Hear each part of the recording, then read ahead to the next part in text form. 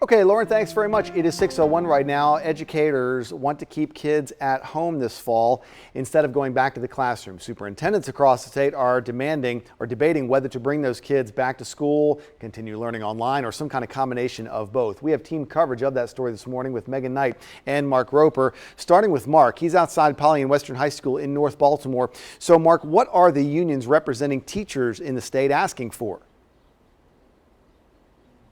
Hey, good morning, Christian. The doors here at Poly Western are closed for the summer, and the Maryland State Education Association wants to keep schools closed for the fall as well.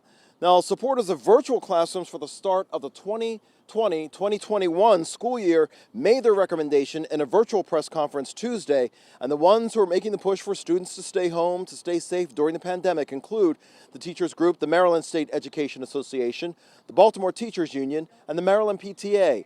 Advocates of leaving the classrooms empty this fall say problems providing COVID-19 testing, personal protective equipment, and even the availability of supplies such as soap and water for hand washing put some districts at risk of exposing their teachers, students, and staff to the virus. Some concerns raised by teachers include: what happens if a teacher tests positive for COVID-19? Would the teacher receive sick pay if forced to quarantine for 2 weeks? And what about all of their students? Teachers in secondary schools teach more than one class throughout the day. Would every one of their students have to quarantine for 2 weeks, as well as if their teacher tests positive?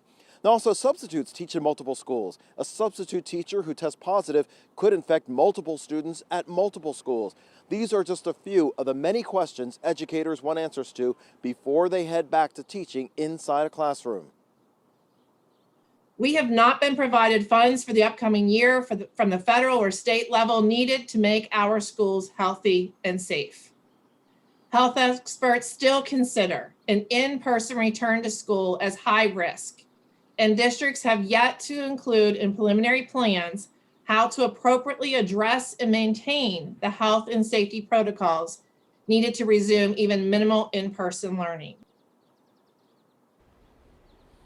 Other concerns that teachers have are what would happen when the first teacher dies from the virus after being in the classroom, as well as maybe a student or a child's parent. We're live in North Baltimore. Mark Roper, WMAR 2 News.